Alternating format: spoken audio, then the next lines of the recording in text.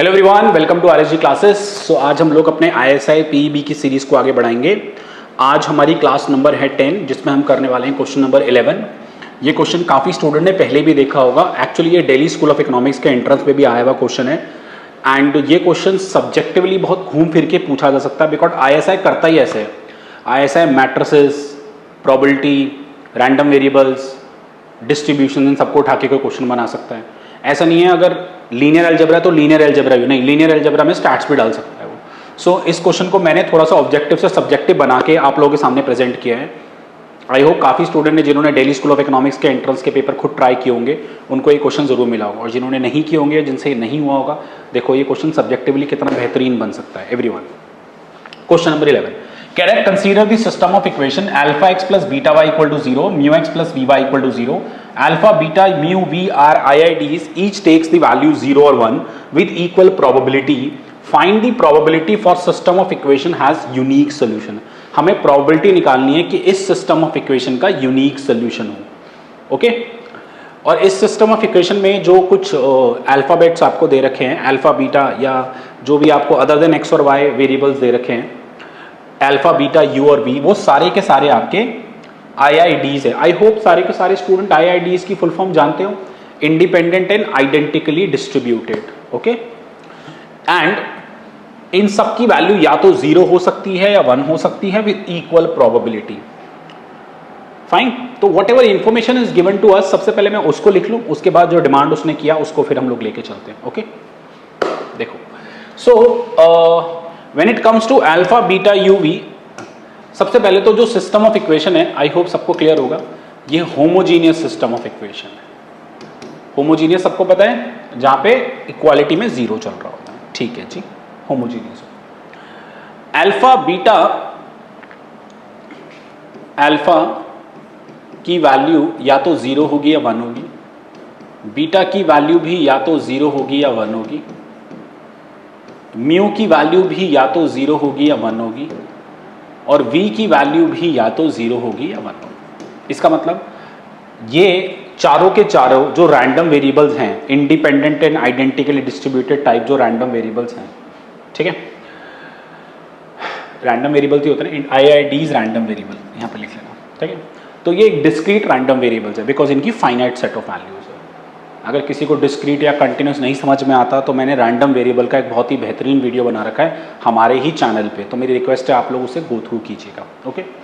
सो ये डिस्क्रीट है क्योंकि फाइनाइट सेट ऑफ वैल्यूज है with equal probability. Equal probability का मतलब है कि अल्फा 0 हो या अल्फा 1 हो, उसकी जो प्रोबेबिलिटी है वो इक्वल रहेगी, यानी हाफ। सिमिलरली बीटा 0 हो या बीटा 1 हो, उसकी प्रोबेबिलिटी रहेगी हाफ, ठीक है? म्यू 0 हो, म्यू 1 हो, उसकी प्रोबेबिलिटी रहेगी half. Since I have to do this question subjectively, तो इसलिए मैं सारी इंफॉर्मेशन अच्छे से लिख रहा हूँ। v 0 हो या v 1 हो, उसकी प्रोबेबिलिटी भी रहेगी हाफ। आई थिंक यहाँ तक किसी को कोई डाउट नहीं होना चाहिए, ठीक है? उसके बाद बात करते हैं हम लोग हमें निकालना है ये सिस्टम ऑफ इक्वेशन का यूनिक सोल्यूशन है। अगर कुछ स्टूडेंट को याद हो, ये होमोजीनियस सेट ऑफ इक्वेशन है। कौन सी सेट ऑफ इक्वेशन है? Homogeneous set of equation. Homogeneous set of equation में यूनिक सॉल्यूशन तभी अकर करता है जब जो डिटर्मिनेंट होता है वो नॉन जीरो आता है, ट्रिवियल सॉल्यूशन जिसे कहते हैं। डिटर्मिनेंट क्या आना चाहिए? नॉन जीरो आना चाहिए, क्योंकि डिटर्मिनेंट अगर 0 आ जाएगा तो वो 0 बाय 0 हो जाएगा ना, वो तो इनफाइनाइट पे चले जाता है। सो होमोजीनियस सिस्टम ऑफ इक्वेशन में क्रैमर रूल से बात कर रहा हूँ। अगर तुम याद करो क्रैमर रूल में जैसे x d1 बाई डी और y d2 बाई डी निकालोगे, तो since d is non zero, but सबको पता है क्रैमर्स में d1 और d2 0 आएंगे। क्रैमर रूल याद है ना सबको? जैसे डिटर्मिनेंट d1 निकालोगे तो बीटा v 0 0, d2 निकालोगे तो अल्फा u 0 0, तो वो तो 0 ही आएंगे क्योंकि कॉलम 0 0 है, ओके? सो डिटर्मिनेंट जो है वो नॉन जीरो होगा, तभी 0 बाय नॉन जीरो 0 बचेगा, कोई एक यूनिक सोल्यूशन आएगा। यूनिक सोल्यूशन 0 0 आ रहा है, 0 0 मतलब 0 सोल्यूशन नहीं भाई, 0 0 एक वैल्यूज आ रही है, यूनिक सोल्यूशन है। So determinant should be non zero. अब प्लीज़ यहाँ पे मैं मैट्रिसेस के फंडे पढ़ाने नहीं बैठा गाइस, तो प्लीज़ मेरी रिक्वेस्ट है मैट्रिसेस के फंडे आप लोग खुद रिवाइज करें। आई होप काफ़ी स्टूडेंट जानते हो होमोजीनियस के बारे में, ठीक है? चलिए जी। So determinant should not be equal to 0, this would be the scenario. अब अगर मैं इसका डिटर्मिनेंट निकालूं, so what the determinant comes out, alpha u beta v. So alpha v minus beta u should not be equal to 0. This would be the scenario. Alpha v minus beta u should not be equal to 0. आप लिखोगे when determinant is not equal to 0 then what happen? Unique solution occur. अब इसके scenario क्या क्या हो सकते हैं please देखते हैं. मैं थोड़ा सा यहाँ पे हटा रहा हूँ चीजें. अब मैं चाहता हूँ alpha v minus beta v u should not be equal to 0. और ऐसे ही बोल सकते हो alpha v should not be equal to beta u. ठीक है. अब अगर मैं यहाँ लिखूँ अल्फा v बीटा u, मैं चाहता हूँ नॉन जीरो. इनकी वैल्यूज क्या है? 0 1 0 1 0. तो मुझे एक बात बताओ, अगर मैं अल्फा और v को 1 और 1 ले लूँ और इन दोनों को 0 ले लूँ तो नॉन जीरो आएगा. 1 into 1 minus 0 into 0 non zero आएगा. अगर मैं इसको 1 और 1 ले लूँ और इसको 0 1 ले लूँ तो भी नॉन जीरो आएगा. 1 इंटू 1 माइनस 0 इंटू 1.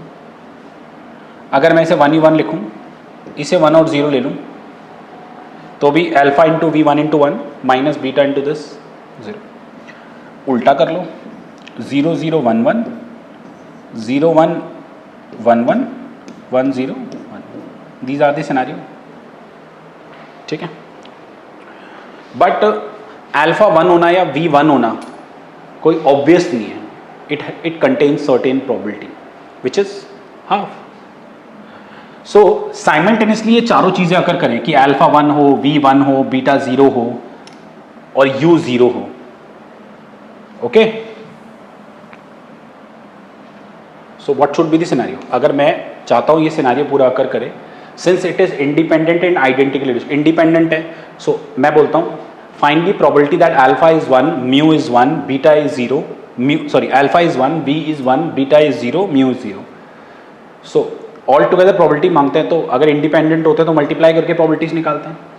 सो अगर ये प्रोबेबिलिटी निकालनी हो alpha 1, V 1, beta 0 and mu 0, तो सब सारी प्रोबेबिलिटी को मल्टीप्लाई कर देंगे. Alpha 1, V 1, probability beta 0, mu 0. फिलहाल सबकी प्रोबेबिलिटी हाफ है तो ये 1/8 आ जाएगा. आई होप ऐसी बाकी सारे सिनेरियो लिख दोगे. ठीक है. सभी में 1/8 आएगा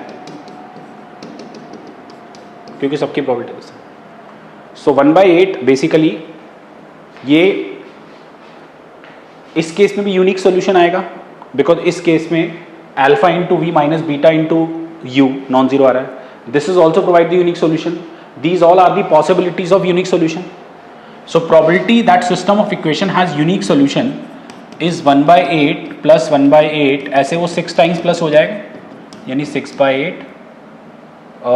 एक सेकेंड 16 आएगा. सॉरी करेक्शन कर लो. ठीक है. 1/16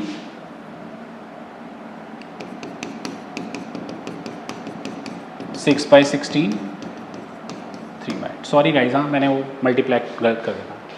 माफ़ी चाहता हूँ मैं आप लोग. सॉरी. ठीक है. So the answer become 3/8.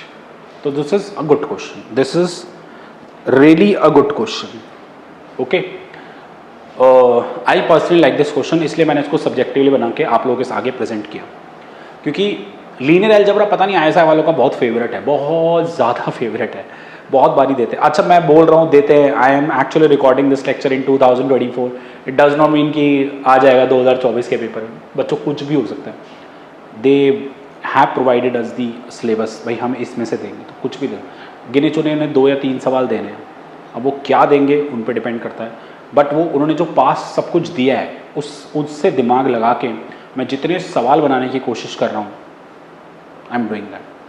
आप लोग का अप्रिसिएशन क्या चाहिए मुझे? प्लीज़ लाइक करो वीडियो को और शेयर करो एंड प्लीज़ कमेंट में ज़रूर लिखो. प्लीज़ कमेंट में ज़रूर लिखो कि आप लोगों को क्लास कैसी लगी. Please. Thank you so much. नमस्ते.